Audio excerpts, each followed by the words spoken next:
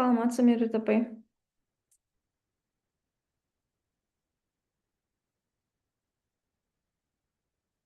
Меруерт апай, сіз өзіңіздің отчетыңызды айтып шыға берсеңіз болады, уақыт құртпай. Просто біздің жақта запись тұрады, әркімнің мұғалімдердің отчеттары тұрады ішінде.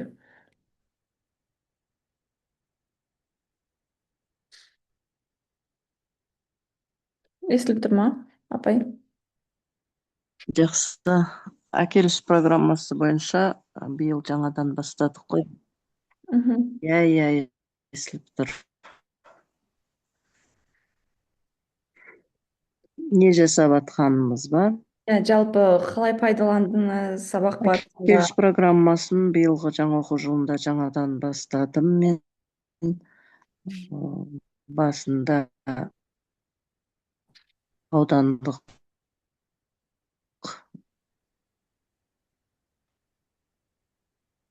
дағдылары дамымаған жаңағы қандас бауырлар бар, оқу үлгерімі төмен оқушыларға пайдаланамыз ғой көбінесе. Бірақ бәрі қызығушылық танытады. Апай сол әкеліспен орындайықшы деп жатады. Сол кезде бүкіл сынып болып та орындаймыз.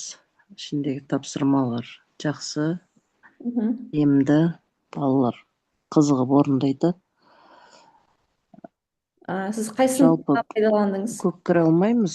Кейде жаңағы роутеріміз дұрыс істемей қалады. Қай сыныптарға пайдаландыңыз Бірақ әкелісті? балалар қызығып орындайды ішіндегі тапсырмаларды. 7 сыныптарда пайдаланам. Менікі 7-8 сыныптар. 7 сыныпқа өте аудандық семинарда 7 А сыныбы, 7А, 7Г, 7Ғ, Г сыныбында аудандық семинар бердік. Осы әкелісті қолданып, иә? Сол әкелісті пайдалану арқылы. Қандай кері байланыстар болды комиссия мүшесі тарапынан? Арта дамытамыз, сонымен жұмыс. Жақсы. Иә. Жалпы сіздің өзіңіздің ойыңызша ол әкеліс Ешқандай болған жоқ А, комиссия мүшесінен. қай сыныптарға өте тиімді деп ойлайсыз? Жақсы Сіздің бақылауыңыз бойынша. пайдаландым. Меруерт апай? Деді. Апай, естілді ма менің даусым? Қандай сыныптарға тиімді болады пайдалану деп ойлайсыз? Естілмей қалды. Осы әкеліспен Алло. қай сыныптарда пайдаланған тиімді деп ойлайсыз? Орта буындарға өте тиімді. Орта буындарға өте тиімді. Естілді. Бастауышқа жақсы және орта буындарға өте тиімді.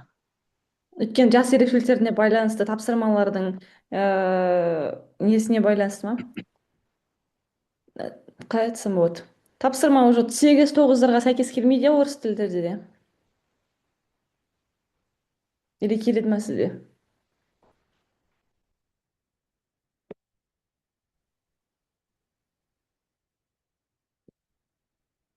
Жақсы, жарайды. Меруерт апайдың тетісі ұстамай қалды ғой деймін. Или менікі ұстамай тұр ма?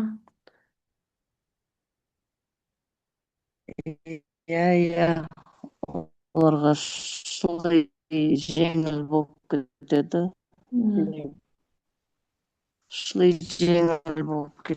Оларға. Жақсы, рахмет апай. Келесі жылы істейтін ойыңыз бар ма?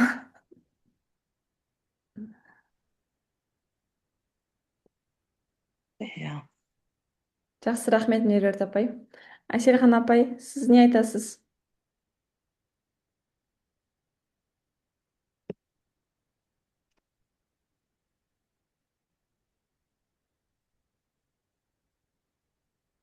Жақсы.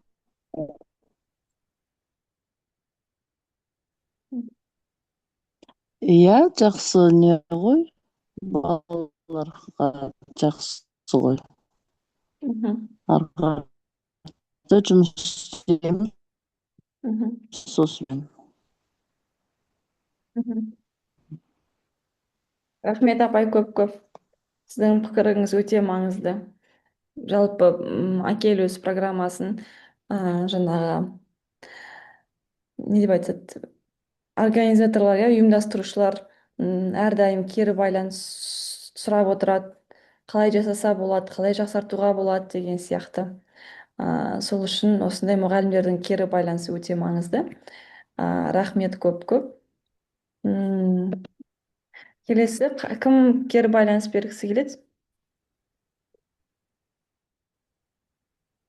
Саламатсыздар ма? Саламатсыз ба, Әлия ханым? Марат мырза, қалдарыңыз қалай, меруерт ханым? Саламатсыздар ма? Қалдарыңыз, Саламатта қалдарыңыз ханым, оқу жылының жұмыстарыңызға.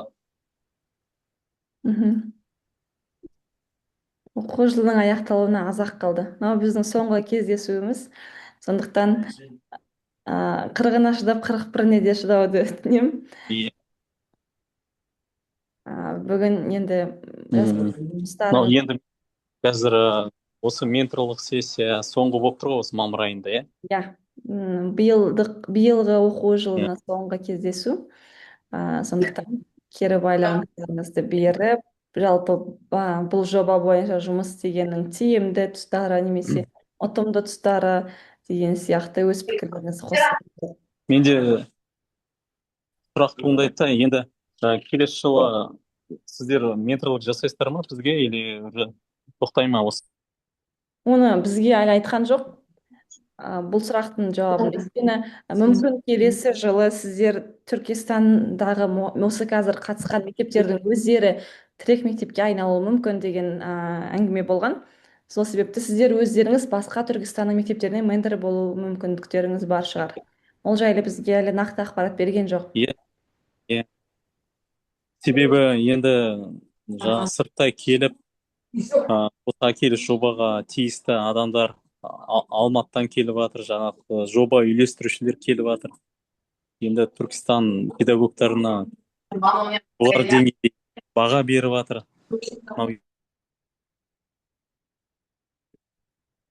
Етілмейтін шығар, енді тек тәжірибе алмасу мақсатында.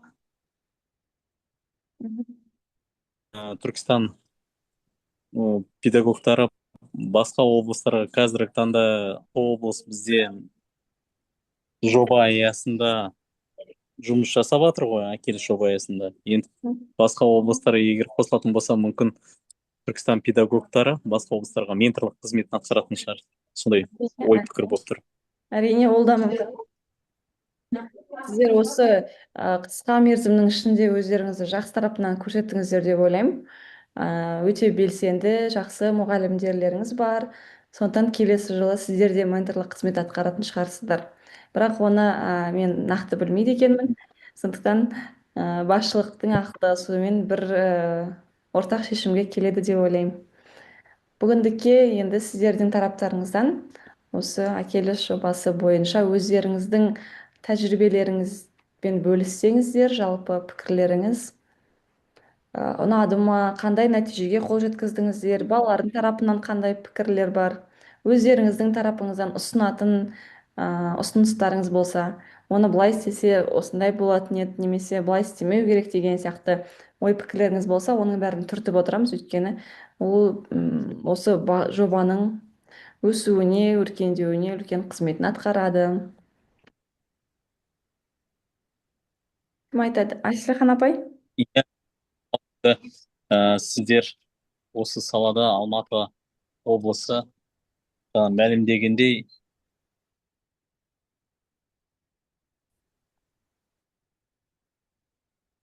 алып тұр ғой енді бұл Акелісті халықаралық.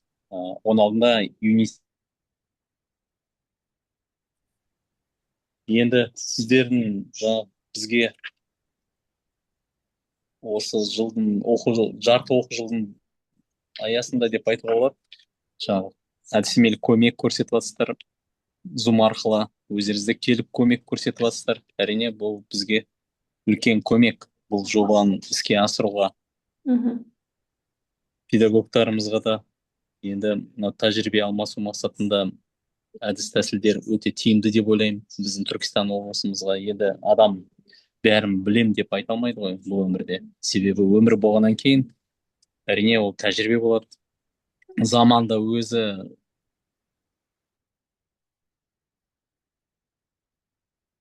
интеллекттің өзінде қанша өзгерістер бар сол салада әртүрлі форматта оны дамытуға болатын екенін, мынау акеліс жобасына осы жасанды интеллектті қалай кіріктірсек болады дегендей қазіргі таңда осындай сұрақ басшылықтың тарапынан маған қойылып жатыр.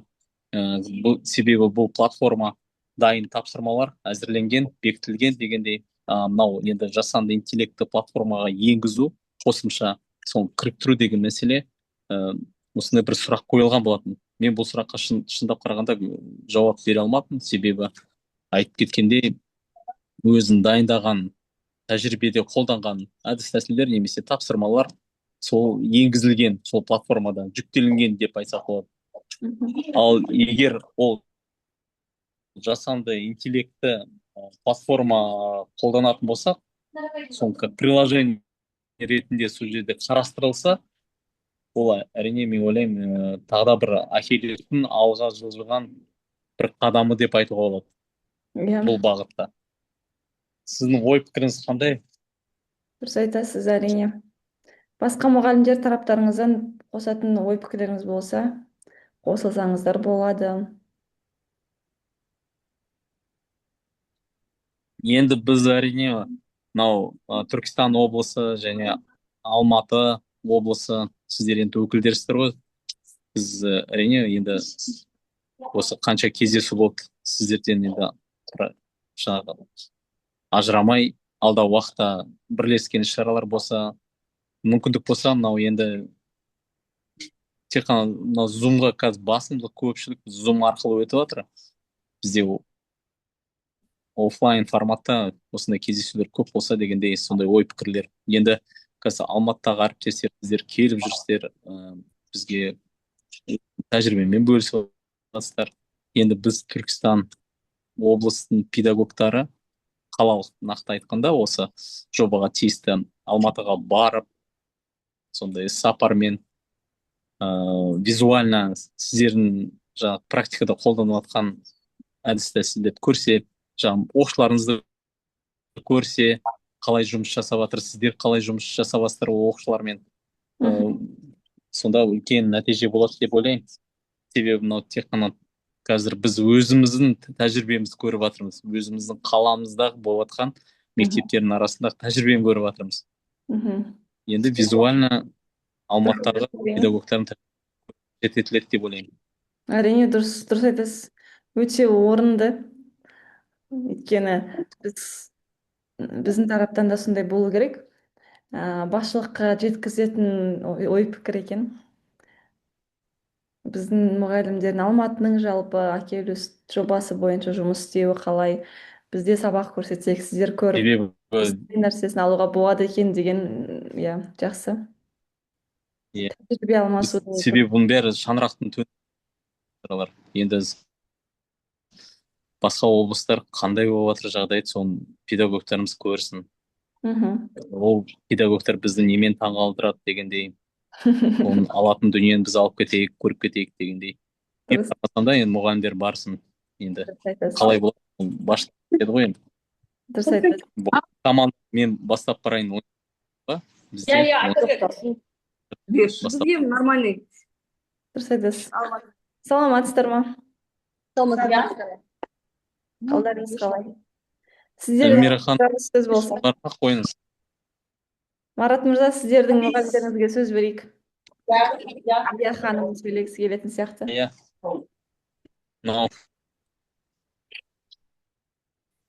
Прокурорлық погонда бір әріптесіміз бар екен, иә? Жұмыс тауыстырып жүрдіңіз ба, Эльмира ханым? Іс-шара ғой. Енді галстукты шешіп погонды шешейін деп отырған еді. Іс-шара болған еді. Қалайсыздар? Әрең қосылдық ағай. Сұрақтарыңыз болса? Зумы вообще кірмей жатыр. Әріптестер, қосылғандарыңызға көп рахмет. Сұрақтарыңыз кетті ғой. Енді айтайын деп жатыр едім, шығып кетті ғой. бір екі ауыз пікір кері байланыс болса деп жазып айтайын деп жатыр едім.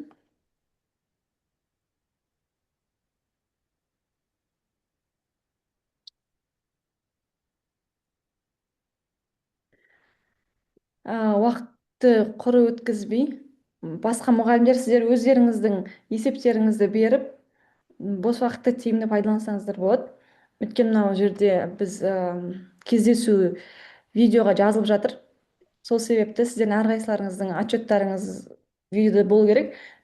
Бір екі ауыз сөз айтып кетсеңіздер. Бізде андай болып жатыр ғой. Бой болып қайта шығарып беріп жатыр ғой. Онда осы кірген сәтті пайдаланып бір екі ауыз сөз айтып жіберіңіздер. Жалпы жоба аясында қандай жұмыс жасадыңыздар, қандай нәтижеге жеттіңіздер, сіздерге ұнады ма, ұтымды тұстары қандай қиыншылықтар болды, өз тарапыңыздан қандай пікір білдіресіз деген сияқты.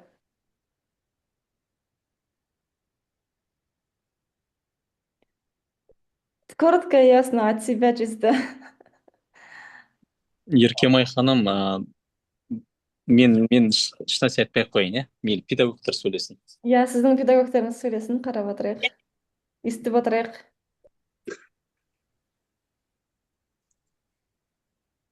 Жиырма екінші мектептен 3 мұғалім қосылып отыр.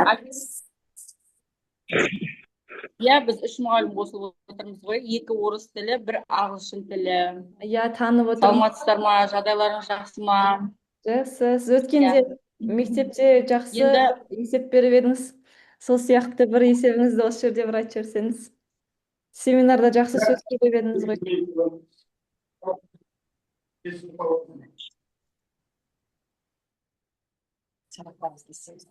Бізде қазір сабақ болып тұр ғой. Мына ана сабақ, мына сабақ деп тұрды. Қазір біз басқа кабинетке барайық енді, кішкентай күте тұрыңыздар. Басқа ешкім жоқ па, не қатысып жатқан? Бар. Мына жерде Жанат апай қосылды, Салима ханым ғой. Хаким Шакир деген қателеспесем, Салима ханым ба? Иә, Салима ханым. Салима ханым, қалыңыз қалай? Иә, сәлеметсіз бе, Еркеназ? Иә, рахмет. Мен айтып кетейін, иә? Иә, әрине. Осы Акелеске өткенде мектебімізде семинар болды, Майша Әбенова мектебінде. Сол жерде әдіскол тақырыбында 3 мұғалім бірігіп, ағылшын тілінен Акелесті пайдалана отырып, жаңа сабақ, ашық сабақ өттік. Сол оқушылар белсенді қатысып отырды. Тапсырмалар енді мұғалімдердің бәрі тапсырмамызды беріп, әйтеуір сол тапсырманы орындатуға тырыстық. Жалпы енді 8-ші сынып қой біз берген сынып, ше. Ол оңай. Акелес негізінде. Бірақтан маған пайдасы бұл Акелестіға берген бір оқушым болды, 8-ші Ә сыныбында. Ол бала былай жай сабақта қатысуы нашарда негізі. Былай ұйқысы келсе ұйықтай салатын, сондай бір баланың бірі еді. Сол Акелесті соткасына скачать етіп алды. Бұлай мектепте де қолданады, бұлайша үйінде де қарап жүрді. Сол балаға үшін сол Акелес өте қызықты болды негізі, мен өзім байқадым да. Значит, сәл деңгейі төмен балаларға, ол енді үлкен жоғары сыныптарда деңгейі төмен балаларға қызығушылығын арттырды ол. Акелес.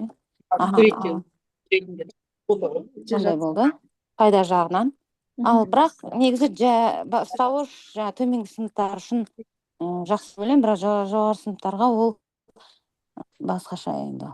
Енді жас ерекшеліктер күнде телефон қолданып, мектеп жүрген соң оларға онша қызық болмады. 1-2 сабақ, жас ерекшелігі байланысты. Алғашқы сабақтарда қызығып, солай жүрді, кейінгілерде қоя салайық апай деген сияқты айтып жүрді.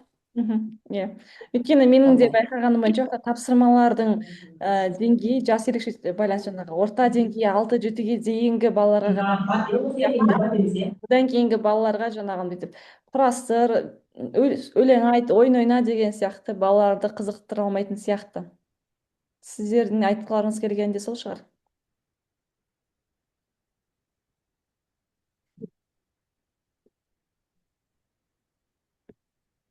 Рахмет, Салима апай. Сіздер дайынсыздар ғой деймін.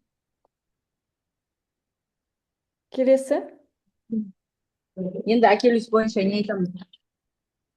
Жалпы өзіңіздің жұмысыңызда пайдаланған бойынша қандай нәтижеге қол жеткіздіңіздер? саламатсыздар, бастай берейік па? Әрине, әрине айта беріңіз. Айта беріңіз. Пайдаланған бойынша мен 6-7 сыныптарға сабақ беремін ғой. Осы Акелюс бойынша менде 6 Б классы және 7 А, Ә класстары жаңағыдай енгізілген. Біз сабақта Акелюсты қолданып жатырмыз. Банағы тиімді, өте пайдалы. Әсіресе тіл үйренемін деген оқушыларға өте пайдалы платформа болып тұр. Және де сонымен қатар біз бана планшетті үйге алып кете алмайды ғой. Сол себептен де Google платформасы, Google арқылы осы Акелюсты тартып, мектепте аяқтай алмаған тапсырмасын үйге аяқтауға мүмкіндік болып тұр. Және де бұл платформа өте оқушыларға тиімді болып тұр. Жаңа аудармасыз native speaker дейді ғой. Өздерінің ана тіліндей қылып сөйлеп жатқандығы оқушыларға өте пайдалы. Ешқандай аудармасыз. Және де бұл жерде тағы да бірне қателессең артқа қайтуға мүмкіндік бар. Мысалға бір тапсырманы орындап, қателессең қайта артқа қайтып, соны есте сақтап жаттап алуға үлкен мүмкіндік бар оқушыларға. Оқушылардың қызығушылығы жақсы. Негізі жақсы платформа деп ойлаймын өзім. Оқушыларға пайдалы платформа.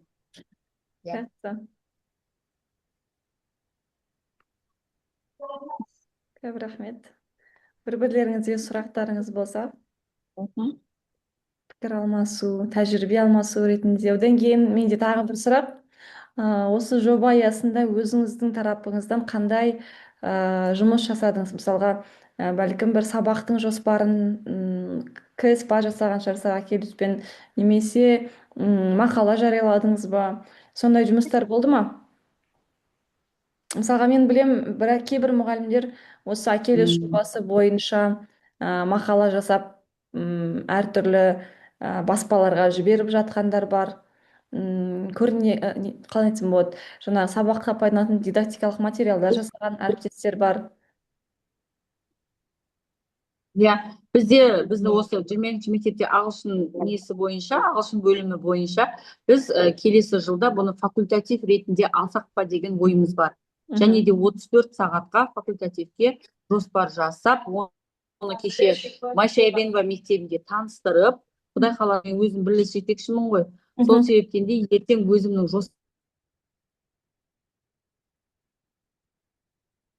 мақсат, қандай жоба деген сияқты, сол бойынша мен факультатив сабақ ретінде ұсынып беріп отырмын мектепке. Өте жақсы, өте жақсы. Сәттілік, іске сәт, ойға алған жобаңыз орындала берсін. Осындай мұғалімдер жұмыс істеу керек қой. Сосын тағы біз содан кейін біз осы Акелюс платформасын пайдаланып, бағанағы не істеуіміз келіп отыр? Семинар бергіміз келіп отыр. Осы Акелюс платформасын көрсетіп, қала мектептеріне қалай қолданып жатқанымызды, сондай бір келесі жылда сондай жоспарымыз бар, семинар көрсетуге деген. Сіздерге семинар көрсетуге әшейін сан ғой. Біздің сондай болып тұр енді. Мәз болып қайттық. Жақсы, рахмет. Жақсы. Кім айтады? Басқа әріптестер, қандай ой пікірлеріңіз бар? Кім ойбай айтып жүрсем? Айта қойыңыз.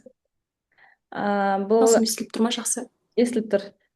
Әселхан деген әріптестеріңіз Алматы қаласынан, біздің мектептегі орыс тілі пәнінің мұғалімі, осы жобада сіздер сияқты биылғы оқу жылының басында кірген. Айта қойыңыз, құлағымыз сізде. Қайырлы күн, құрметті әріптестер. Оқу жылының аяқталуына санаулы күндер қалды. Бұл Акелюс жобасы бойынша біздің соңғы жиынымыз екен. Жарты жыл көлемінде жұмыс жасадық Акелюс жобасы бойынша. Негізі өте балаларға да, мұғалімдерге де жұмыс жасағанға ыңғайлы платформа екендігін айтып өткім келеді.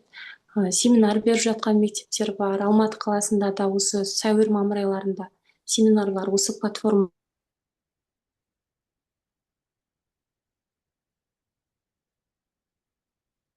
лицейінде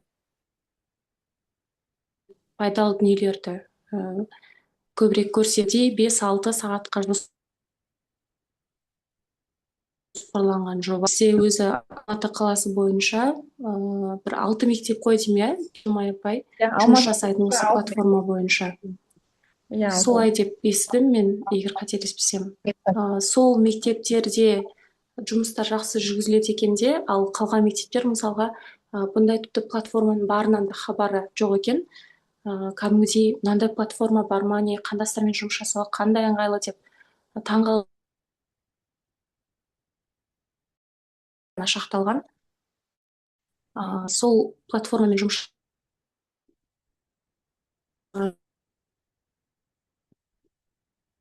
соңына қарай кәдімгідей екінші, үшінші рет жұмыс жасағаннан бастап кәдімгідей қызығып, апай мен мына уровеньді жасап болдым, апай оказывается мына жерде сіздің өткендегі түсіндіріп кеткен, кәдімгідей тақтаға жазып түсіндіріп кеткен ережеңіз бар екен ғой деп кәдімгідей өздерінің тарапынан да қызығушылықтар болды.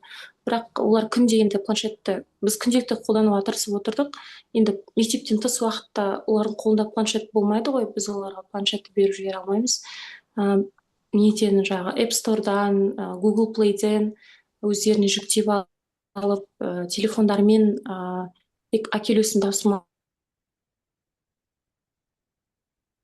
сабақта қоңыраудың арасында көрсетеді, апай мен мына уровеньге жеттім, поинт жинап жатырмын деп. Сол нәрсе мені өте қатты қуантты. Және жоспар бойынша бір ашық сабақ көрсеттік, бірақ оған келу керек тиісті бақылаушы адамдарымыз келмей қалды. Және 210 мектеп лицейіне барған кезде мен осы Oculus платформасына байланысты тапсырмаларды қалай қымыжыға енгізу керектігін білмесем, сол нәрсені қарап келіп, қай қымыжының бөлігіне Oculus'ын тапсырмасын беруге болатындығын үйреніп келдім деп айтсам болады. Және мендегі ұсыныс сол мектепке барған кезде мен өткенде де бір жиын болғанда айтқам. Oculus жүйесінде куратордың атынан кіріп отырып бақыланатын арнайы бір бөлім бар екен. Бізге келесі жыл негізі сол бөлімді қосып берсе жақсы болатын еді. Өйткені біз үнемі ол жерде жаңағыдай балалардың нәтижелері сақталып қалады екен, сен өзің мұғалім ретінде әр баланың қай деңгейге жеткенін бәрін көріп отыра алады екенсің. Сол нәрсені мен ұсыныс ретінде айтар едім. Жақсы, рахмет. Сіз жаңағы Oculus'тың тапсырмаларын сабақ жоспарына қалай кіріктіретініңізді бір қысқаша айтып жіберсеңіз, мүмкін білмейтін мұғалімдер бар болса, пайдалы болады деп ойлаймын. Oculus'ты ашқан кезде ең бірінші бетінде не тұрады? Мынандай А1, В1, 200 слов, мысалы орыс тілінде солай ашылады. 1000 слов деген сияқты бөлім тұрады, карта сияқты. Сол бойынша мысалға біз А1 деп бірінші несін жазады екенбіз, уровень, яғни деңгейді жазамыз. Содан кейін ішіне кірген кезде сабақтар номерленіп тұрады. Содан кейін сабақтың әрі қарай сабақтың ішінде тақырыптар тұрады. Содан кейін тақырыптар көрсетіледі екен. Және бұл қымыжының ресурстар деген бөліміне бекітіледі. Және деңгейіне байланысты, егер ол төмен деңгей болса, түстермен қызыл түс, орта деңгей болса, ол сары түс, және жоғарғы деңгей болса, жасыл түспен белгіленеді екен. Бұлай алып қарасаңыздар, негізі қарапайымды ғана дүние ғой, бірақ мен өзім кәдімгідей ойланғам, қалай қосады екен осы нәрсені деп. Сен ондай бір қатты қиыншылық туғызатын да нәрсе емес екен. Жақсы, рахмет көп-көп. Өзіңіз сабақ жоспарын жасап көрдіңіз бе, Айсархан апай?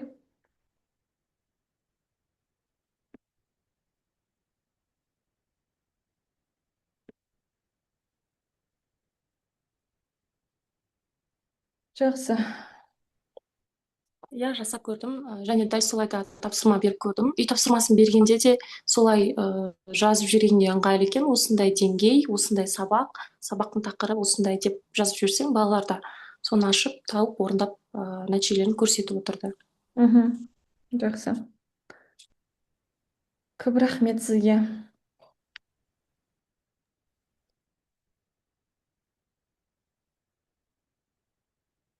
біздің кездесуіміздің, жиналысымыздың бітуіне бірер минуттар ғана қалды. 5 минут, 6 минут қалды.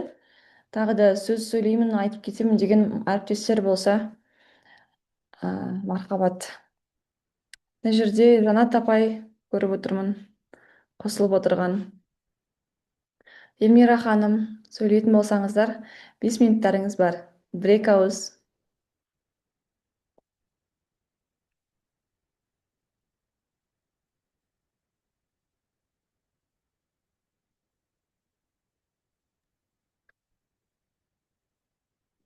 У нас здесь те же самые проблемы, допустим, что были раньше. Если в английском языке теория и лексика может совпадать, у нас вот эти вот большие проблемы создаются. Я понимаю, что в будущем не будет менять ничего в этом предложении, да? Все остается так, теория теорией, лексика лексикой. Но вот самая основная проблема это. Мгм. Мы используем или теорию на уроке, Да.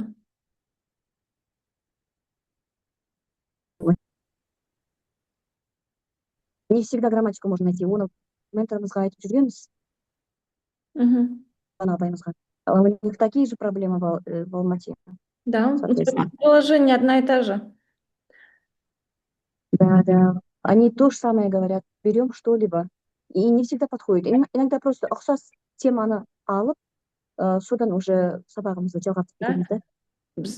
Енді бұл жерде сіз бүкіл 45 минут бойы Акелюсті пайдаланбайсыз ғой. Өзіңіз сабақ түсіндірдіңіз.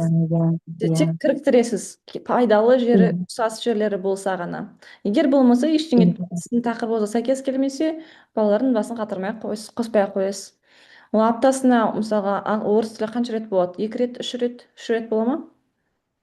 2 рет бола ма? Бастауышта 2 рет қой, А, орта енді болуында 3 рет.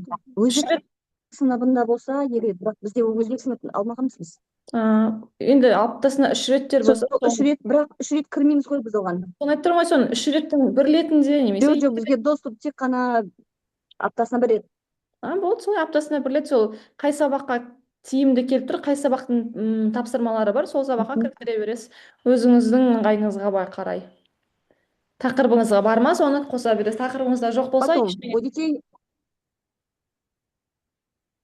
айта беріңіз. балаларда одан кейін бір мүмкіншілік бар. Қазір соткада тек қана ағылшын емес, орыс тілінен де Акелиусты қосып, үйде жалғастырса болады. Біз Әрине. оларға ссылка бергенбіз. Play Market'тен тартып алып, оны жаңағы сабақ үй жұмысы сияқты сабақтың соңында соны айтсақ, енді ынтасына қарай ғой, бала орындаймын десе орындайды. Акелиуске кіріп. Мгм. Жақсы, рахмет көп-көп. По возможности. Одно предложение было бы, если егер де қыркүйектен бастап тағы жалғасын тапса бұл жоба, планшеттердің көбейгені керек еді бізге. Мгм. Лингофонный кабинет, конечно, вы предоставить не можете, это у нас минус большой. Мгм. Жеке бір кабинетіміз болса жақсы болар еді да. Ондай жоқ енді. Енді өткендегі Түркістандағы сапардан кейін біз сіздердің осы ұсыныстарыңызды басшылыққа жеткіздік. Планшеттің тапшылығыны көбірек әкелсе деген, оны біз айттық. Енді ол енді келесі жылға болмаса, оны өздеріңіздер оны бүйтіп сатып алып апарып бересіз, айтты оған жаңағыдай тендер жариялайды, Иә, соны айтып отырмыз. сұранысқа енгізеді деген сияқты. Оның бәрі басшылықтың өздерінің Иә. қойын дәптерлеріне жазылып тұрған нәрсе. Алдағы уақытта болады деп ойлаймын. Өйткені жоба тарапынан әрдайым жұмыс істеймін деген мұғалімдерге қолдау көрсетіледі.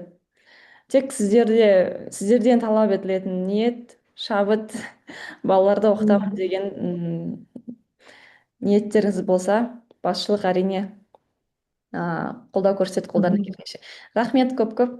Барлық әріптестерге рахметімді білдіргім келеді. Осы жылы жақсы Сізге де көп рахмет, Еркем Айтолқызы. аяқталсын. Жаз бойы демалыңыздар. Келесі жылға үлкен бір қалай айтсам, шығармашылық ынтамен келіңіздер. Келесі жылы осы жоба аясында тағы да кездесіп жатсақ, нұр үстіне нұр болады. Барлықтарыңызға сәттілік, көп рахмет. Жақсы демалыңыздар, тынығыңыздар. Рахмет, және Марат мырзаға жеке үлкен алғыс білдіргім келеді. Барлық Түркістанның мұғалімдерін жиналысқа қосып, жиналысымызды жандандырып жібергеніне. Рахмет, әріптестер. Жақсы демалыңыздар, сау болыңыздар. Иә, сіздерге де көп рахмет. Сау болыңыздар. Сау болыңыздар. Сау болыңыздар. Алматы облысқа рахмет. Барат ағай, сізге де рахмет көп. Иә, дәл тағы да кездесеміз, иә?